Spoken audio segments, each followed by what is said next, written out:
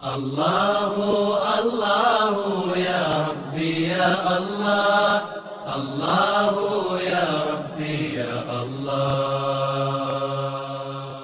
Assalamu alaikum wa rahmatullahi wa barakatuh. Alhamdulillahi wahda wa salatu wassalamu ala man la nabiyya ba'da. Amma ba'd. A'udhu billahi minash shaitanir rajim. Ya ayyuhalladhina amanu ittaqullaha haqqa tuqatihi wa la tamutunna illa wa antum muslimun. আলহামদুলিল্লাহ, প্রশংসা আল্লাহর জন্য যার অশেষ অনুগ্রহে আজকে আমরা সত্যের আলো টিভি স্টুডিওতে কথা বলার যে আল্লাহ তৌফিক দিয়েছেন তার শুকরিয়া আদায় করি আলহামদুলিল্লাহ। দরুদ ও সালাম বর্ষিত হোক বিশ্ব মানবতার মুক্তির দূত মুহাম্মদ রাসূলুল্লাহ সাল্লাল্লাহু আলাইহি ওয়াসাল্লাম সাল্লাল্লাহু আলাইহি ওয়াসাল্লাম। সম্মানিত দর্শক শ্রোতা, দূর দূরান্ত থেকে যারা আজকের আমাদের এই অনুষ্ঠান দেখছেন, সত্যের আলো টিভির পক্ষ থেকে তাদেরকে জানাই আন্তরিক অভিনন্দন ও শুভেচ্ছা। আজকে যে বিষয় নিয়ে সংক্ষিপ্ত পরিসরে কথা বলবো সেটি হলো তাকওয়া। আল্লাহ রাব্বুল আলামিন বলছেন, ইয়া আইয়ুহাল্লাযীনা আমানুত্তাকুল্লাহ, হে ঈমানদারগণ তোমরা আল্লাহকে ভয় করো। এই যে তাকওয়া, এই ভয় করার অর্থ কি? তাকওয়া শব্দটি আরবি। ওমর ইবনুল খাত্তাব, তাফসীর ইবনে কাসির একটি বর্ণনা এসেছে, ওমর ইবনুল খাত্তাব রাদিয়াল্লাহু আনহু উবাই ইবনে কাবকে জিজ্ঞেস করলেন, আনিত তাকওয়া, তাকওয়া কি? তখন উবাই ইবনে কাব রাদিয়াল্লাহু আনহু ওমর ইবনুল খাত্তাবকে বলছেন যে, আমা সালাকতা তারিকান যা শাওকিন, আপনি কি কখনো কাঁটাযুক্ত পথ অতিক্রম করেছেন? তখন ওমর ইবনুল খাত্তাব বলছেন যে, হ্যাঁ করেছি। বালা, হ্যাঁ করেছি। তো কিভাবে করেছেন? তখন তিনি বলছেন যে, শাম্মারতু ওয়াস্তাহাত্তু, আমি নিজের কাপড়কে গুটিয়ে নিয়েছি এবং প্রচেষ্টা করেছি, অর্থাৎ ওই কাঁটা যেন আমার কাপড়ে বা গায়ে আঘাত না হানতে পারে। তখন উবাই ইবনে কাব বলছেন, ফাযালিকা তাকওয়া, এটার নাম হলো তাকওয়া। অর্থাৎ আপনি যে ঘরে অবস্থান করেন, অথবা ধরেন মসজিদে বসে আছেন বা নিজের ঘরে বসে আছেন, এখন আপনার ঘরের দরজা একটি, এখন সামনে যদি দরজার সামনে আমি বিভিন্ন বেলের কাঁটা, বড়ই কাঁটা, বিষাক্ত কাঁটা, এই কাঁটা যদি আপনার ঘরের দরজার সামনে রেখে দেই, তাহলে আপনি বা আমি কিভাবে এই পথটা অতিক্রম করব? অবশ্যই নিজেকে খুব গুটিয়ে হেফাজতের সহিত আমরা এই পথ অতিক্রম করব। এটার নাম হলো তাকওয়া। আল্লাহ রাব্বুল আলামিন আমাদের জন্য যা আদেশ করেছেন, এই আদেশগুলো পালন করা, যা নিষেধ করেছেন এই নিষেধগুলো বর্জন করা, যা অবৈধ ঘোষণা করেছেন, যা নিষিদ্ধ করেছেন এই নিষিদ্ধ জিনিস পরিত্যাগ করা, এটার নাম হলো তাকওয়া। আল্লাহ রাব্বুল আলামিন আমাদের সকলকে এই তাকওয়া অর্জন করার জন্য নির্দেশ প্রদান করেছেন, বিভিন্ন জায়গায় বলছেন। আল্লাহ রাব্বুল আলামিন বলেন, ইয়া আইয়ুহাল্লাযীনা আমানু কুতিবা আলাইকুমুস সিয়াম কামা কুতিবা আলাল্লাযীনা মিন ক্বাবলিকুম লাআল্লাকুম তাত্তাকুন। এই যে আল্লাহ রাব্বুল আলামিন এখানেও বললেন লাআল্লাকুম তাত্তাকুন, যাতে করে তোমরা তাকওয়াশীল হতে পারো, পরহেজগার হতে পারো।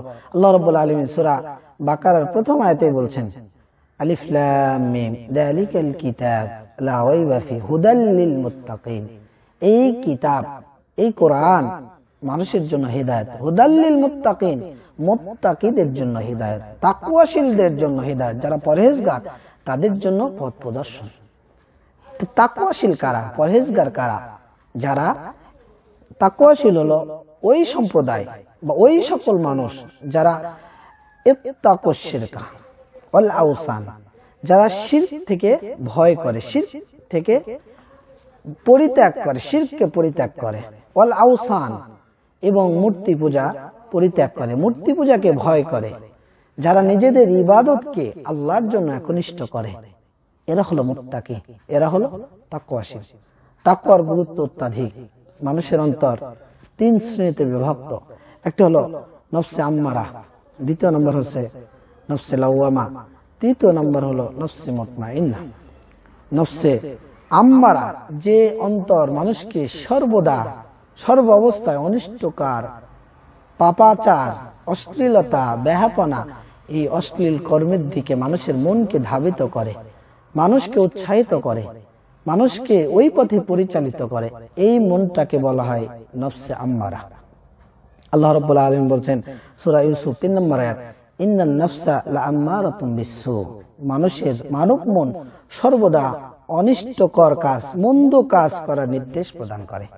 এই নফসে আম্মারা আপনাকে আমাকে সর্বদা পাপাচার, অনাচার, অশ্লীল এই কর্মের দিকে ধাবিত করে। যখন আপনি পাপাচার কর্মের দিকে ধাবিত হবেন তখন মনে করবেন যে আপনার এই অন্তরটা নফসে আম্মারা। এই নফসে আম্মারা থেকে, পাপাচার কাজ থেকে যখন আপনার মন ভালো কাজের দিকে ধাবিত হবে, অনিষ্ট কাজ, অনিষ্ট কর্ম, অশ্লীল কর্ম, অপকর্মকে ধিক্কার দেবে।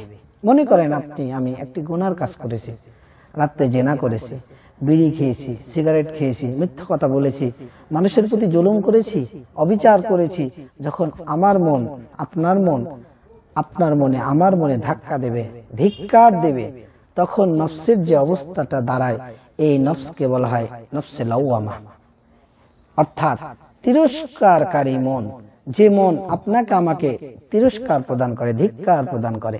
আল্লাহ রাব্বুল আলামিন সূরা কিয়ামাহ 2 নম্বর আয়াতে বলছেন, ওয়ালা উকসিমু বিন নাফসিল লাওয়ামা। এই তিরস্কারকারী নফসে লাওয়ামার কসম করে আল্লাহ বলছেন, ওয়ালা উকসিমু বিন নাফসিল লাওয়ামা। এই যে মন আপনাকে আমাকে ধিক্কার দিচ্ছে অনিষ্ট কাজের জন্য, পাপাচার কাজের জন্য, অশ্লীল কর্মের জন্য, এরপরে তৃতীয় যে ধাপ, যখন এই অনিষ্ট কাজ থেকে নিজের মন, আপনি বিরত থাকবেন, আমি বিরত থাকব। যখন অন্যায় কাজ আপনার মন আপনাকে ধাক্কা দেবে, আপনার পাপ আপনাকে ধাক্কা দেবে, আপনি অন্যায়ভাবে একজনকে মেরেছেন, কাউকে গালি দিয়েছেন, যখন আপনার মন এটার জন্য আফসোস করবে, তখন নফস একটি পর্যায়ে চলে যায়। এই নফসকে বলা হয় নফসে মুতমাইন্না, প্রশান্ত হৃদয়, প্রশান্ত আত্মা। আল্লাহ রাব্বুল আলামিন এই প্রশান্ত আত্মার ব্যাখ্যা করতে গিয়ে বলছেন যে, ইয়া আইয়াতুহান নাফসুল মুতমাইন্না, হে প্রশান্ত হৃদয়, হে প্রশান্ত আত্মা, ইরজিই ইলা রাব্বিকি রাজিয়াতান মারজিয়া, তুমি তোমার প্রতিপালকের দিকে প্রশান্ত সন্তুষ্ট চিত্তে তুমি তোমার প্রতিপালকের দিকে ফিরে এসো, প্রত্যাবর্তন করো। ফাদখুলি ফি জান্নাতি, ফাদখুলি ফি ইবাদি ওয়াদখুলি ফি জান্নাতি, ওয়াদখুলি জান্নাতি, তুমি আমার ইবাদি অর্থাৎ আমার সালিহান সৎ নেককার বান্দাদের দলভুক্ত হয়ে যাও এবং তুমি আমার জান্নাতে প্রবেশ করো। সুবহানাল্লাহ। এই যে আপনার আমার অন্তরকে নফসে মুতমাইন্না তৈরি করার জন্য আমাকে আপনাকে সর্বদা পাপাচার, অনাচার, অনিষ্ট কর্ম এগুলো থেকে নিজেকে বিরত রাখতে হবে। যখনই আমি আপনি এই পাপাচার, অনাচার, অশ্লীল কর্ম থেকে নিজেকে হেফাজত করব, নিজেকে পরহেজ করব, তখনই আমার নফস, আমার অন্তরের অবস্থাটা নফসে মুতমাইন্নাতে পরিণত হবে। তখনই আমি একজন তাকওয়াশীল, তখনই আমি একজন পরহেজগার মানুষে পরিণত হব।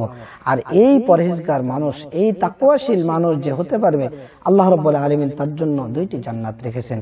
সূরা আর রহমান 46 নম্বর আয়াত আল্লাহ বলছেন, ওয়ালিমান খাফা মাকামা রাব্বিহি জান্নাতান, যে ব্যক্তি প্রতিপালকের সামনে দণ্ডায়মান হওয়ার ভয় করে, জান্নাতান, তার জন্য রয়েছে 2টি জান্নাত। সুবহানাল্লাহ।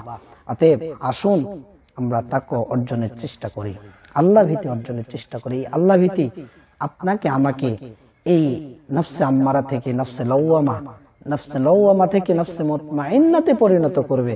তখন একজন মানুষ অন্যায় আর করবে না, অনাচার করবে না, পাপাচারে লিপ্ত হবে না, অনাচারে লিপ্ত হবে না, অশ্লীল কথা বলবে না, বেহাপনা করবে না, আল্লাহর হারামকে হারাম মানবে, আল্লাহর হালালকে হালাল মানবে, রাসূলের নির্দেশকে সে মেনে চলবে।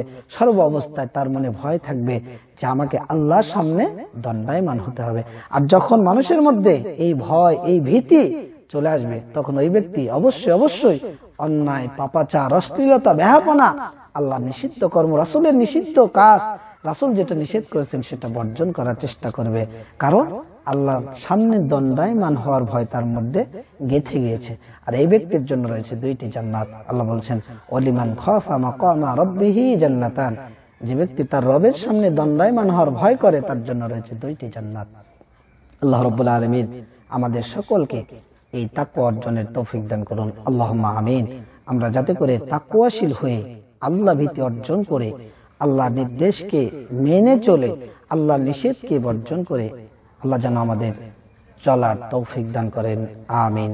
সম্মানিত দর্শক শ্রোতা, আল্লাহ যেন আমাদের সকলকে তাকওয়া অর্জনের তৌফিক দান করুন।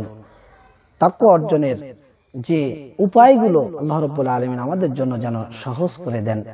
আজকে মতো এখানেই শেষ করছি। আমাদের পরবর্তী আলোচনা দেখার জন্য চোখ রাখুন সত্যের আলো টিভিতে। আসসালামু আলাইকুম ওয়া রাহমাতুল্লাহি ওয়া বারাকাতুহু।